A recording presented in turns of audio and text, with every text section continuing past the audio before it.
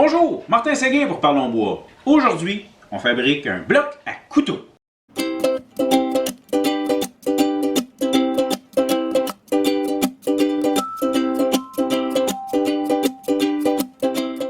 Petit projet rapide, fabrication d'un bloc à couteau. J'ai déjà tout dégauchi, plané, préparé mes planches. Je vais maintenant les tailler à dimension finale. Un petit projet pour faire des boîtes à queue droite, un peu comme ça ici. Et je vais utiliser mon iBox pour ce qui est de configurer, se préparer comme il faut adéquatement en utilisant le iBox. Je vous invite à regarder ma vidéo sur le sujet. Pour le moment, je les taille à largeur, longueur désirée.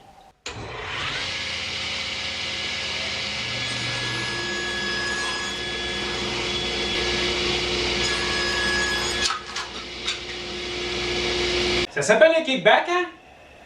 La caméra ne pointe pas sur ma face, mais je peux vous dire que j'ai eu la chienne quand même.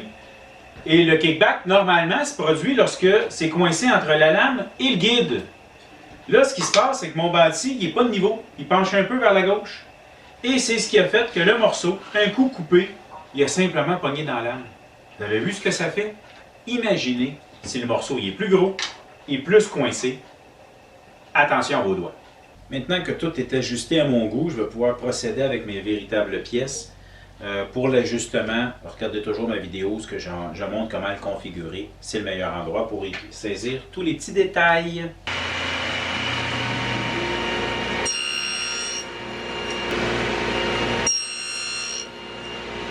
C'est maintenant le temps de coller. Et quand on fait des joints comme ça ne prend pas grand-chose. Fait que moi, je mets une goutte dans le fond de l'encavure et c'est tout. Mes pièces sont toutes déjà alignées dans le sens que je voulais les monter, ce qui fait qu'en rentrant ma pièce dedans, la colle va s'effoirer parce que j'ai mis la colle dans le fond. Il y en a beaucoup à l'extérieur et à l'intérieur, j'enlève le surplus tout de suite. En passant, si vous êtes pour faire dépasser de la colle, allez-y pour l'extérieur. Plus facile à enlever que par en dedans.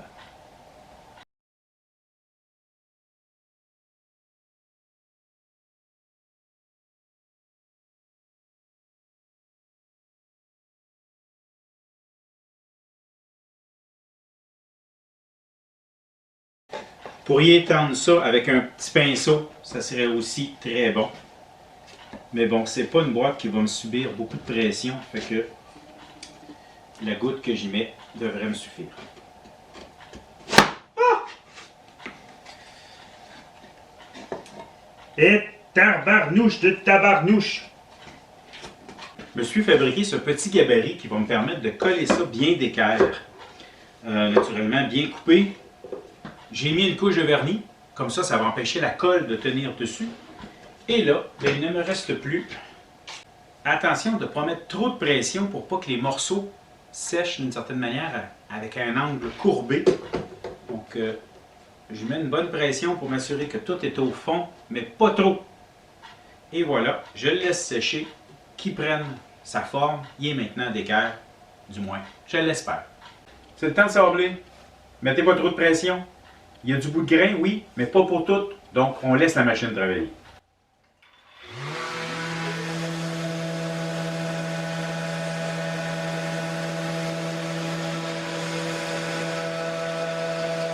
Pour la base, on la veut en angle. Je suis allé avec ce que j'avais. Faites une coupe à la scie à ruban, mais il faut que ça soit parfaitement plat. Donc, un petit coup sur la dégo, en faisant bien attention.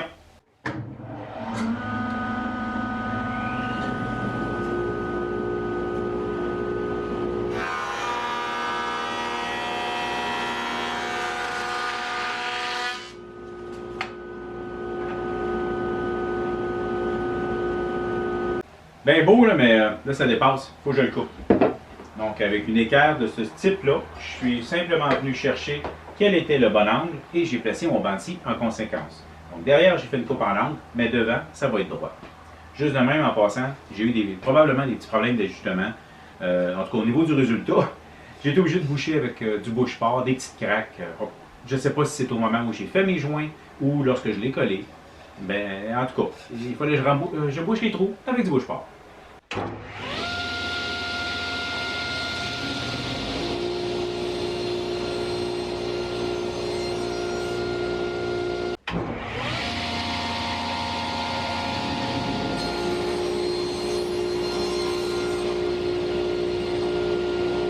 Maintenant que la pièce du fond est à mon goût, on va essayer de tout coller ça ensemble puis que ça reste à mon goût. J'utilise la colle Okafix qui a la particularité de sécher transparente. Donc, on s'installe du mieux qu'on peut. Voilà, ça tient! Bon, ça va déborder à le seuil.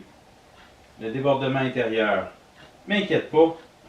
Le débordement extérieur va se placer. La colle ayant débordé un petit peu, ben, sorbage au 150 pour peaufiner tout ça.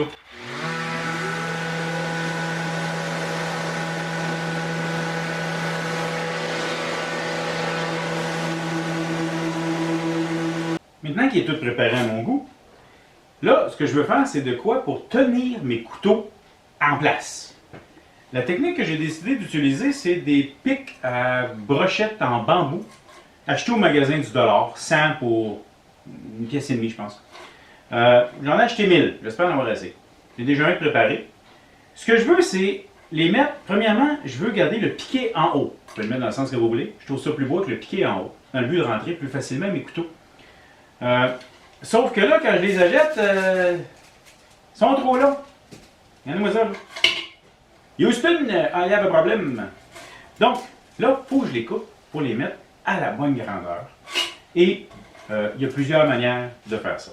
La première méthode, prenez votre mesure, installez, et ben, vous le coupez avec une paire de pinces. Et voilà. Un autre de fait. Ça va être long. Je n'ai au moins 1000 à faire. On va aller pour une autre technique. On peut les faire au banc de scie. Une des idées que j'ai pognées sur Internet, tout un bon endroit pour fouiller des fois. Bon, je les tape ensemble. J'ai essayé à la scie, à ruban. Toc, ça donne des coups. Et naturellement, c'est une blague que je vous ai faite avec le banc de scie. On n'ira quand même pas une par une. Pas non plus avec la pince. Et comme ça aussi, j'ai peur que ça donne des coups. Bref, c'est pas une bonne idée. Donc, je m'installe simplement avec une scie. J'ai pas très très bon avec scie. Ça vient de décider c'est quoi la prochaine affaire que je m'achète. J'ai pas les bonnes scies. Et je m'installe tout simplement. Et je vais scier ça.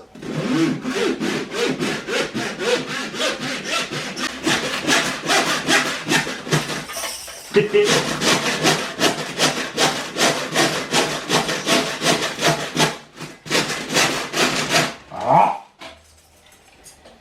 Bon, tantôt, ça a bien été. Mais c'est ça qui peut arriver. J'avoue que mes précédentes coupes, je les ai faites avec une autre main qui m'aidait à tenir ça. J'ai amélioré un peu la technique avec quelqu'un qui me tenait. On m'a mis 3 bandelettes de ruban. Ça allait un peu mieux. Écoutez, si vous trouvez une meilleure idée pour les tailler, s'il vous plaît, mettez-les en commentaire dans le bas de la vidéo. Je vais vraiment être content d'avoir une meilleure méthode. Voilà le bloc de couteau tout huilé avec marque au laser. Les morceaux de bois, maintenant, ça remplit le trou. C'est parfait parce que, justement, il faut le remplir quand même assez. Parce que sinon, ben, les couteaux, ils ne tiendront pas. Tantôt, je n'avais mis trop. Ça faisait que lorsque je retirais un couteau, les petits blocs, les petites tiges sortaient en même temps. Là, c'est parfait. Ça se bat. Presque parfait. On va s'ajuster sur la quantité de piquets. Comme vous pouvez le voir en même temps, j'ai un peu fabriqué un autre projet sur un autre besoin. Encore là, queue droite, mais un petit couvert dans lequel je peux y mettre des choses. Maintenant, ça va servir pour un besoin particulier. Et voilà, c'était comment j'ai fait mon bloc à couteau. J'espère que vous avez apprécié. Merci. C'est déjà fini. Ben oui. Si vous ne voulez pas manquer mes prochaines vidéos, il y a le piton s'abonner en bas avec la petite cloche de notification qui va faire en sorte que vous allez être le premier à être mis au courant que je viens de sortir une nouvelle vidéo. Gênez-vous pas également de commenter et de mettre un pouce en l'air. Ça aide. Vous pouvez également me suivre sur mes réseaux sociaux. Il y a Instagram, mais ça, c'est juste pour des photos. Il y a Parlons Bois, la page Parlons Bois sur Facebook, où est-ce que je montre des choses que vous ne verrez pas ailleurs. Et il y a également le groupe Parlons Bois. Ça, c'est un endroit où est-ce que vous pouvez participer en montrant ce que vous faites, en aidant les autres ou en demandant de l'aide. Parlant d'apprendre, si vous avez des projets que vous voudriez qu'on fasse ensemble pour développer ou apprendre une certaine technique, communiquez avec moi, on va s'arranger.